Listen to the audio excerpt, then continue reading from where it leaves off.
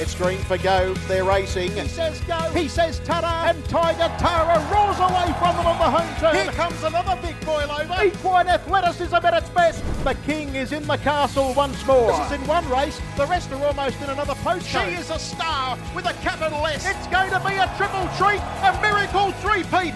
Ladies and gentlemen, you have witnessed history here at Menangle. What about that? It's getting right up on the sprint lane and it's going to bolt in. Hello and welcome to the Sunday session. My name is Greg Hayes and it is great to have your company again for another week. This podcast is part of the Sprint Lane stable run and organised by Harness Racing New South Wales, and once again I thank them for their support. Plenty of people are tuning into the Menangle Angle every week. It's the preview podcast with Jess Watkins and David Wanson. Both of them were on fire this week with their tips.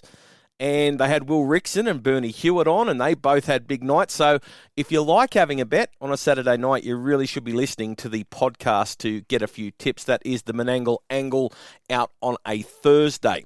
What an amazing day and night of racing around Australia on Saturday. Of course, the Gallops were headlined by the Everest and the Caulfield Cup in Sydney and Melbourne, respectively. And then we had the Victoria Cup night coming from Melton, which they had a great support card as well. And we had the semi-finals of the Breeders' Challenge here in New South Wales at Menangle. Great horses, great racing, big prize money. It is exactly what you want to see as a spectator and lover of the industry. I want to talk about Menangle first. Last week, the 2-year-old Breeders' Challenge semis dominated by the Hewitts, basically David Hewitt's boys, Brad, Sam, Scott.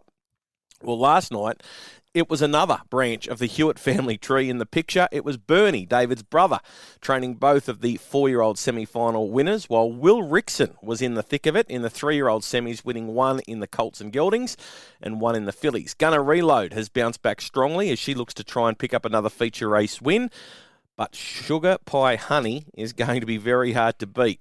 She's looking to go back-to-back in the Breeders' Challenge as a 2- and 3-year-old. Saw an interview with Wano and Ash DeLoza after the race, and Ash said Ricky Alchin told her to go out and make a statement, and that is what she tried to do by racing away in her semi-final.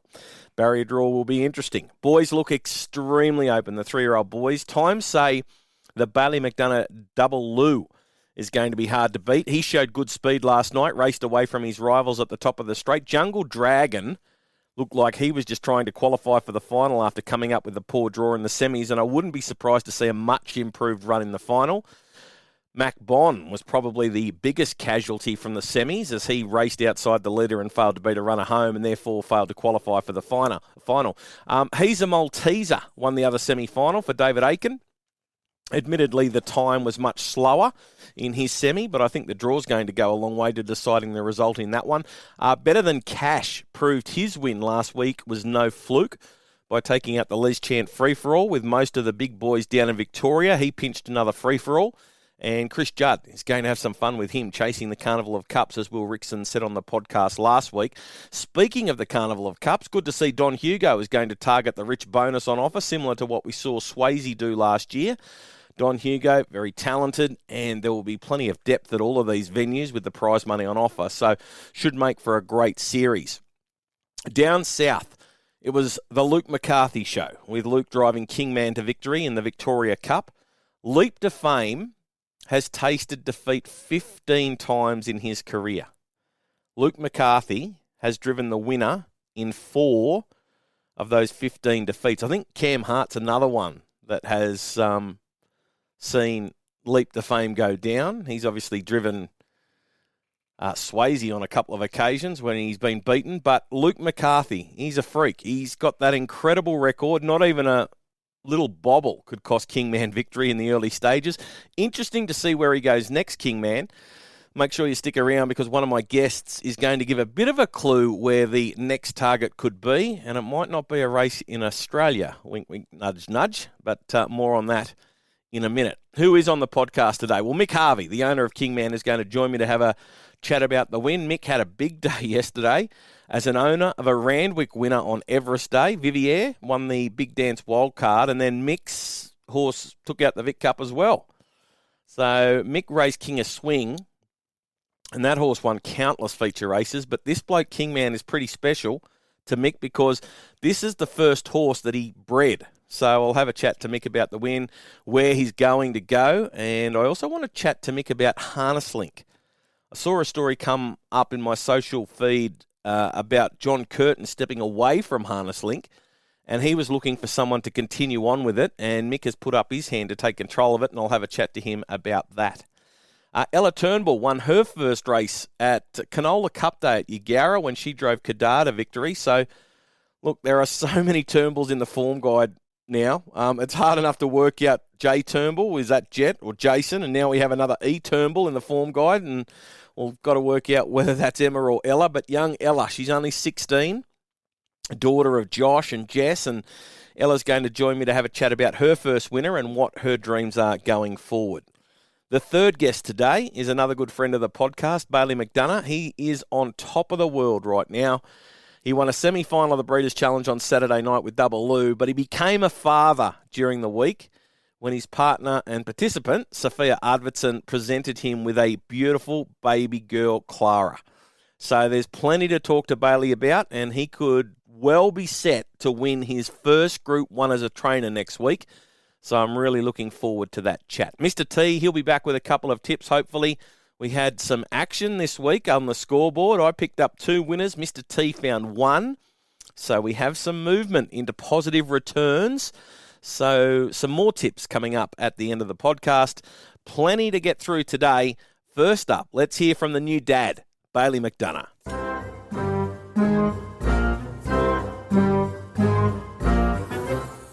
Third split 27-8, and McDonough says, catch me if you can. On the outside, Jetta Sun is trying to do just that as heads were turned. Walter Warlock, and down the outside a Spitfire. The leader is Double Lou. At the moment, they've run past the 150, and it's packing plenty of power. Walter Warlock is the margin abbreviator, and so too is Jetta Sun. But Double Lou for the new dad. Bailey McDonough's going to go home and win it. Wins it by 3 metres to Jetta Sun, Walter Warlock. I don't think my next guest will ever have a bigger week in his life. Bailey McDonough and Sophia Arvidsson welcomed a baby girl into the world with the arrival of little Clara, and then to top the week off, Double Lou comes out and wins a semi-final of the Breeders' Challenge, clearly the fastest qualifier and set to be a major player next week. Bailey is joining me to have a chat. Congratulations on what's been a pretty major week in your life, mate. Yeah, good morning, Hazy. Thanks for having me on. And yeah, no, it's been an awesome week. You know, I don't think even if it all happened on Monday, that the week could have got any better. So it's really positive signs moving forward. Well, let's talk about the biggest news first, the birth of Clara. What a really special time for you and Sophia. You must be on cloud 9. Yeah, that was unreal, mate. You know, sort of didn't know what to expect, but you know, the whole thing was just a bit of an overwhelming feeling in the best way possible. So yeah, no, that was that really made the week stand out. You know, but yeah, it was really good. I know when my daughter was born, you walk around with a buzz. It's a pretty special feeling. How have you been handling being a dad? Yeah, pretty good so far. Yeah, I sort of didn't know what to do for the first couple of hours. I don't think I'd ever held a baby in my life before that. So sort of just walking around, waiting for Sophie to come back up to the room for a couple of hours.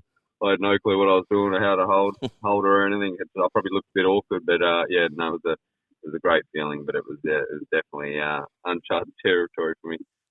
How are Clara and Sophia doing? Yeah, the Clara's really good. Sophia, yeah, she's still in hospital for now. She's doing quite well, but she's probably a couple of days from coming out. So she's just still a little bit flat. So hopefully she's good to come home early this week. Will this change anything for you now? I know I've asked you about your future a few times on the podcast, and you've always said Sydney's home for the time being. Does the arrival of Clara change anything, or is everything still going forward for you here in Sydney? In the immediate future, it just changes my workload, and I probably have to do a whole lot more because Sophia was definitely holding the team together for a long time. So, no, I don't think so. I think you're pretty happy. You know, got some family coming over. Mum's here at the moment, and Sophia's family's coming over mid next month. So, this is definitely still home, and it probably establishes a bit about the base for a bit longer if there was to be any plans to change. But no, there's nothing on the radar anyway. Let's have a chat about Double Lou. You've obviously targeted this series. He had the one run back, then you put him into the heats of the Breeders' Challenge. Has this had the circle around the calendar, this Breeders' Challenge final? Yeah, that was always his aim. He trialled early and he got sick, and then I brought him back up and he trialled again and he got sick again. So I did plan to have him up a bit earlier.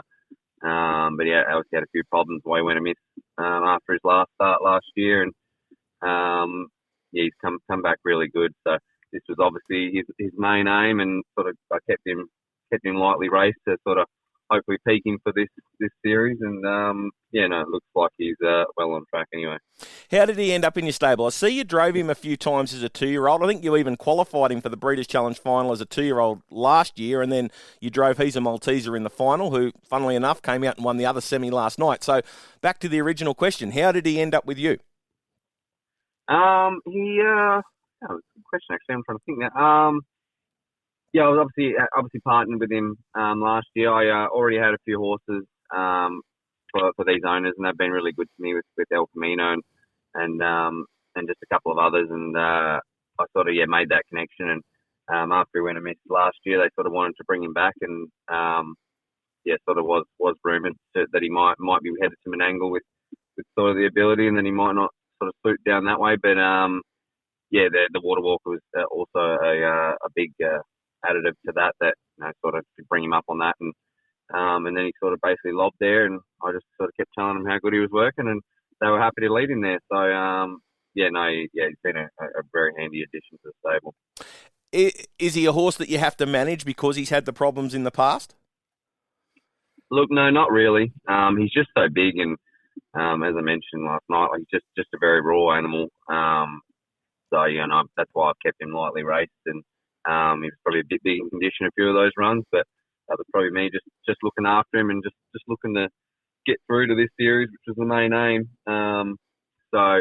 There's no actual issues there with him, but I mean, some it's like any big horse, I'm surely certain that if you wanted to press the button and go to the well too many times, that those things would probably flare up a lot quicker than on your average horse. So he is managed, but nothing in particular. You've won a Group 1 as a driver, but to win a Group 1 as a trainer would be pretty special, and you've only been training for a couple of seasons, so what would it mean to you if you're able to win the race next week? Yeah, that would be awesome, Hazy. To do it with him, and they've, like I said, they've obviously been hugely supportive owners of mine, and continually back me and send me these nice horses. So it'd be a great one to reward them, and probably a good time in my career to sort of establish myself as a trainer, with that sort of title behind me. So it'd certainly be something I would love to do this week. But fingers crossed we get through to it healthy, and whatever happens. So from the good draw last night, were you keen to put forward a bit of a statement and say if we get the draw, we're going to use it, we're going to hold? Was that part of the plan last night? Yeah, that was the game plan. As I said, I probably had him a bit underdone, a few runs, and he let up a couple of runs ago, and he's still a bit green. He didn't understand, and one of his first up runs for a couple of years to sort of leave the gate in 26. He sort of didn't know how to finish it off, but he was still sort of there at the business end. I thought with that good run behind Mac Bond last week, he should have come on a fair bit. So thankfully I was right, and the horse was in the right space, and he did the rest. I thought if he's going to be good enough, he probably needs to show something like that run last night. So I'm glad he did it. How has he come through the semi-win? Yeah, really good. He was bouncing out of his skin last night. I sort of wasn't sure if he'd be a bit under the weather today, but he was real bright and lit clean. So I just put him out in the paddock a couple of hours ago, and he's sort of bolting around the paddock. So he actually seems to thrive on the heavy racing. So hopefully it brings him on another notch. He sort of still pulled up a touch big last night over the back, so he's probably got a touch of improvement in him there. Will you change much up with him this week, or will it just be business as usual? I'll probably just back off him. He probably doesn't need much work this week. That 50 last night should be enough to keep him fit, and just tick him over and keep him happy through the week. It would probably be my main aim.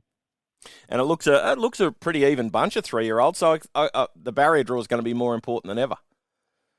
Yeah, for sure. And I mean, that probably, you probably don't want to draw so well in a race like that. There's obviously going to be a few people having a dip and a few people keen. So you might be better off just drawing mid-pack to a bit wider in those sorts of races. But you might end up overdriving one if you get too good of a draw. But I suppose that's more up to me than the horse. But I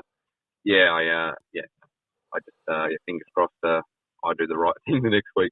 Is he super versatile? Like you obviously said that you had him nice and big in condition, so you didn't want to overtax him early in the prep. But is he super versatile? Like you can go for it if you need to, or you're happy to sit with him and come with the one run if that's how the race plays out? Yeah, he's very versatile. Like I as I drove him in his first preparation as a 2-year-old, I think I parked up on him and won a couple of times, and he's obviously led and gone 52 at Riverina, and he's come from behind as well and won in I think in his first ever start. So he's done it from all business ends, and he is, while being a big dope, he is pretty smart, and he's definitely got more than one string to his bow, which is really good. But as you said last night, it was good to come out the gate and sort of finish it off with that high speed, which not many can do. So he's definitely got the ability.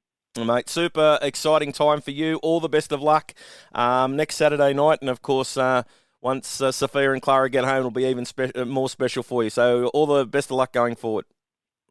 Yeah, can't wait for it. Thanks, mate. I appreciate that.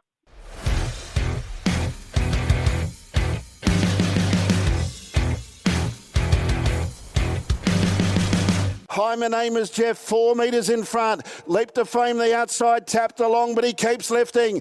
Can the inside third catch a wave? Kingman coming out 3 wide. Off the back in 26.8 they blazed. It's Hi, my name is Jeff, 2 metres. Leap to Fame right there. Kingman 3 out. Catch a wave is awaiting the Garrard sprint lane. Hi, my name is Jeff in front. Got 4 metres in front, turning for home. From Catch a Wave, Leap to Fame's battling. It's the Hi, my name is Jeff, and now Kingman. Kingman right over the top. He galloped early. Kingman, he loomed up, hit the front. What a win. Kingman wins it. Kingman first from Hi, my name is Jeff and Leap to Fame. It might have been one of Victoria's feature races, but it was a New South Wales trained and owned horse winning the Victoria Cup.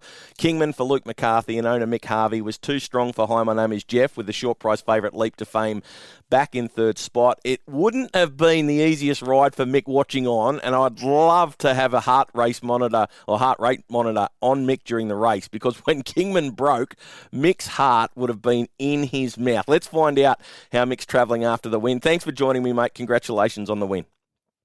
Oh, thanks, Hazy. Look, I'm still smiling and buzzing this morning. It was such a special night for everyone involved, but you're 100% right. I just went after, getting there and getting in the race and doing so well leading up to it, and to see him gallop, I was just like, oh no, sort of a thing. And, but, amazingly to his credit, like they were getting along, and to get back into pace pretty much straight away was credit to the horse and to Luke. It was great, and he didn't really lose a whole lot of position, but he kept that momentum going, which was terrific.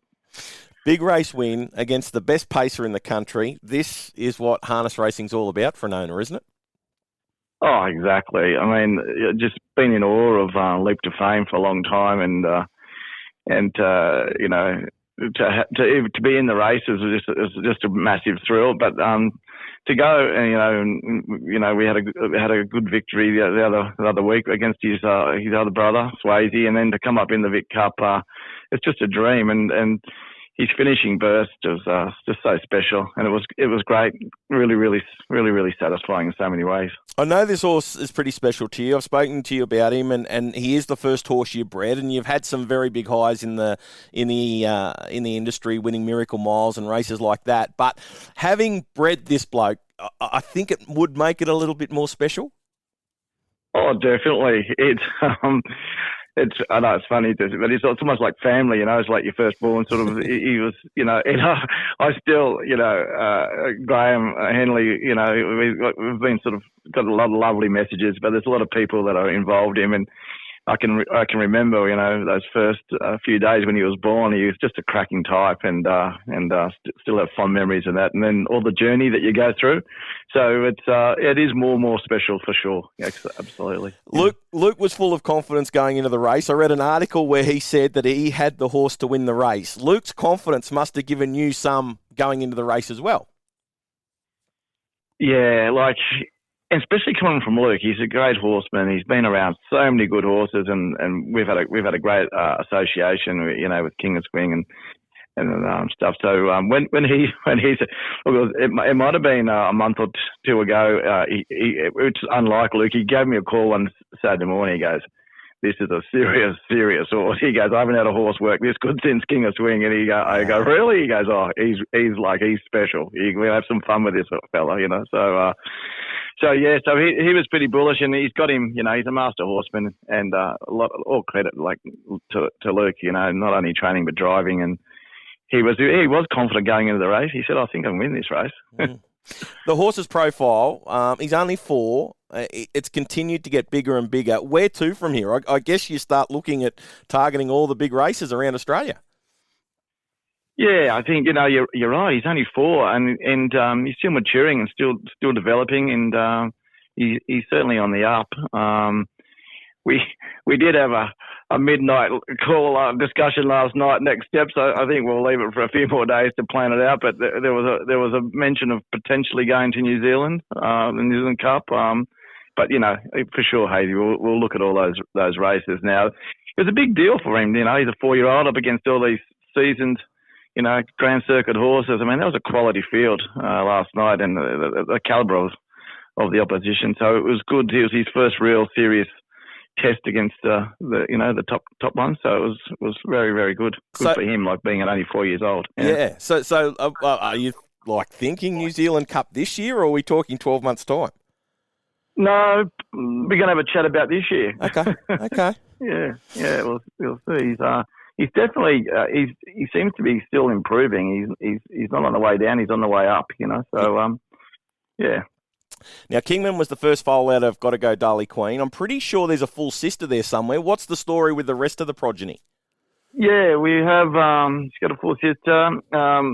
She's actually with Luke as well. He's pretty happy with her. She's unraced at this stage, but yeah, that's. I love the family. It's a Elect to Live family. I've got a lot. I've invested in that family. It's been really good, and there's something to come. So I've got the sisters and a few of them, and they'll all start to come through now, in the next season or two. So very much looking for that. So that investment is now sort of pay off now, I suppose, with Kingman doing so well. It's so rewarding and satisfying. So it's Got to Go Darley Queen. Is she still you still putting her in foal, or is she finished, or what's the story with her? Yeah, she's just had a foal, and she'll be she's going to go. She'll be put to Captain Treacherous this year. So looking forward to that. She's just a lovely mare. She was a really. Yeah, so we're very happy. She's a sweetheart, She comes in for the cuddle. She's a very, very nice mare. Yeah. Look, you mentioned Luke before, and I know there are plenty of top trainers and drivers in the country, and we're really blessed in Australia with so many top horsemen and women. But Luke McCarthy, he is one special individual. He came onto the scene just over 20 years ago, slip and slide, and his profile just continues to grow and grow. People can get lucky when a nice horse walks into the stable, but the true test of a top trainer is that ability to keep finding these big race winners, and Luke has been doing it for more than 2 decades. He's a pretty special bloke, I think. Yeah, I think you really got to recognise that. There's we've made some hard decisions before, and I mean, it's like Emma and Clayton, they're just where he started early in his career, and it's hard to improve off them. They're just the sensational trainers, and they did such a good job with him. The bigger track at Menangle was an attraction, and plus it's my backyard, being New South Wales, so it was a time to make a move. But I think he's going bigger and better than he ever has gone, and Luke's horsemanship is just second to none, I think, and that's proof in the pudding. It's no easy feat to improve a horse off quality trainers, that's for sure. You did have Hesitate go around in the Vic Derby. He didn't finish the race off as you would have liked. Is everything okay with him? What was the post-race report on him? I think he's just come to the end. It's been a massive year for him. He's done tremendous. Hesitate. He was like a nervy horse. He was uneasy in a lot of the starts and different things, but he's done a great job. He's run third in Eureka. He's run second in the Queensland Derby. Enormous. I think he's just come to the end. I think we've seen that. Luke was trying to nurse him through in the heat, and we just had to qualify. But I think he's come to. He's a better horse than what he performs in the Derby. He just had enough, and so he'll go for a well-earned spell and bring on in the 4-year-old season. I reached out to you just over a week ago to congratulate you on your decision to take over Harness Link. It is the world's leading independent harness racing news and information platform. John Curtin built it from the ground up. But he was looking for someone to take over the legacy. What made you put your hand up for that? You're a busy bloke. What made you put your hand up for Harness Link? Oh, it's a good question. I'm really passionate about the harness racing, and there's some wonderful people. And you're right. John Curtin, he's built Harness Link, and it's his passion and commitment, and it'd be fantastic to keep that going and make that link. It's a big responsibility, but he's been tremendous, and we've been having regular chats. I think we need good stories, and we need that connection, and we need people, all participants in the industry, to have a place to go to. And as you said, it's a worldly one. We have got all the the Americans and overseas, and we're looking to continue that. And with a bit of technology today, I think we can enhance it a little bit as well, and just make it available and for wherever you are, whether you're a fan of harness racing, you're an owner, or you're a driver, trainer, or participant in any way, or a breeder, just to have those stories and those opportunities to get in there and grab a link and look horses up and follow stuff. Well, mate, it's a very exciting time for you. You've got one of the top horses in the country. You've got your hands on Harness Link. You are going to be very busy, but you are going to have a lot of fun as well, mate. All the best of luck going forward. Thanks, Hazy. I really love it, and thanks to you for your support too, mate.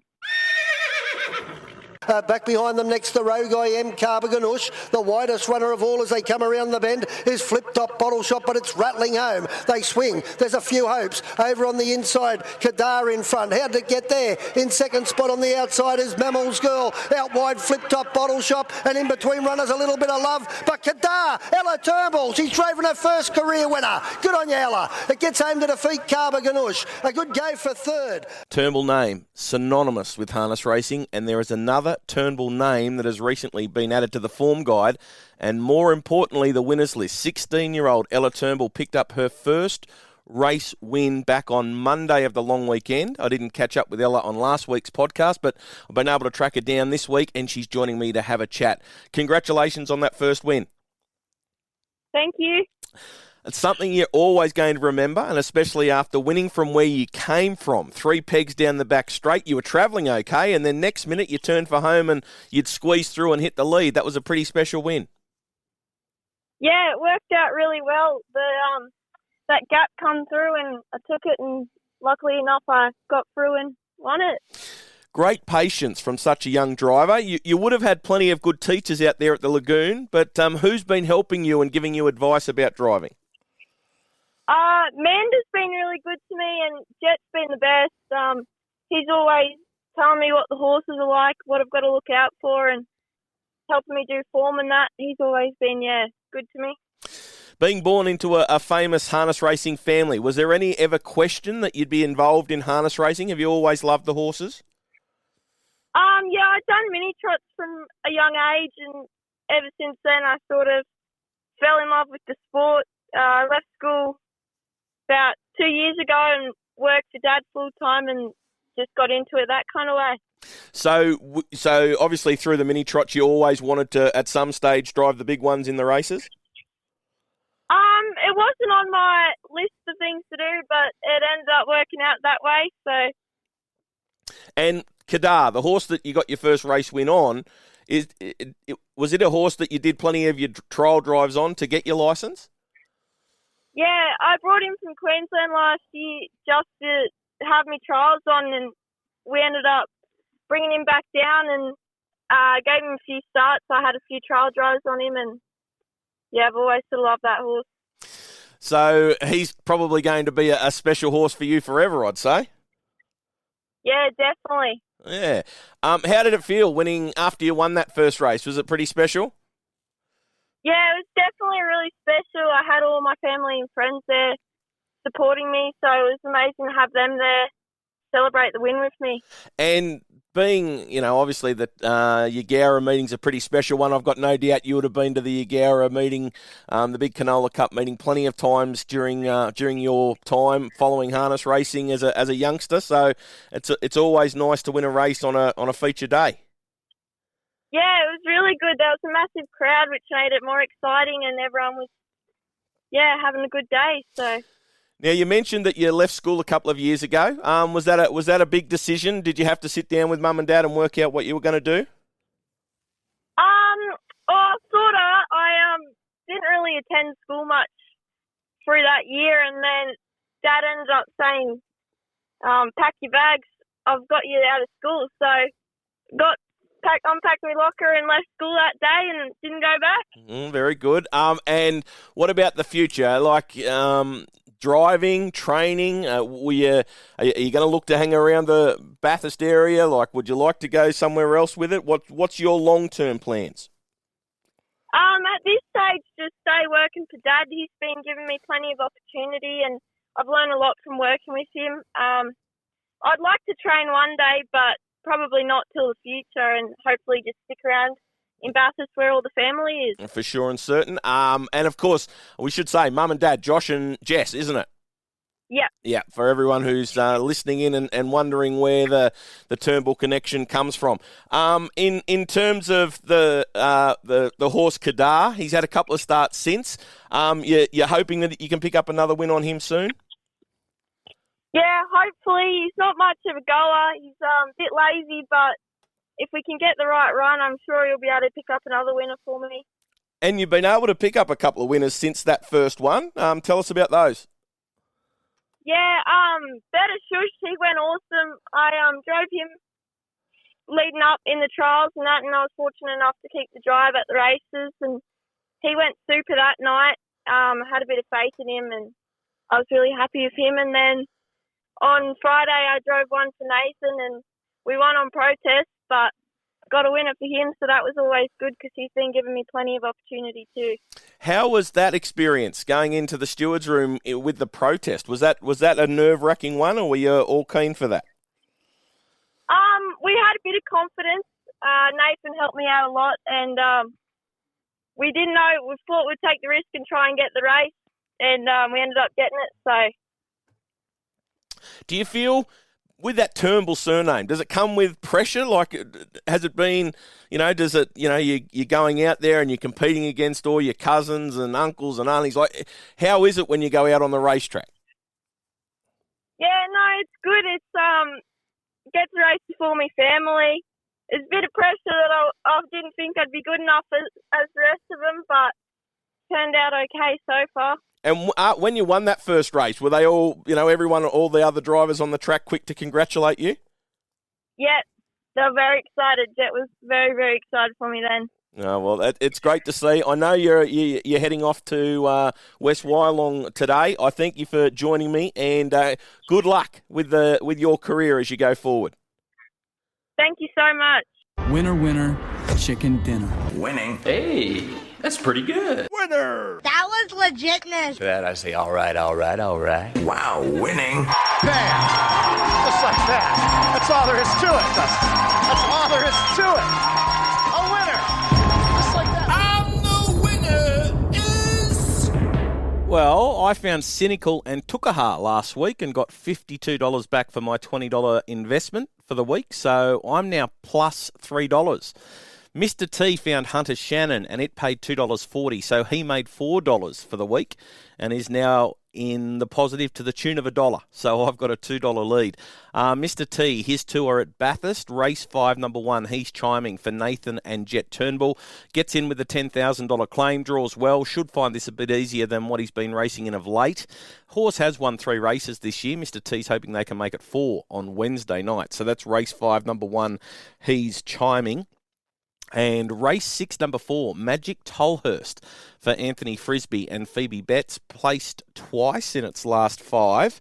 And while it hasn't won a race since January 2024, Mr. T said the form's strong. It's racing well enough to be very competitive in a race of this quality. So that's race 6, number 4, Magic Tolhurst. My 2, Goulburn Tuesday. Race 1, number 1, going with a trotter. Rio Terra got into all sorts of trouble last time out. He got dragged back by the leader.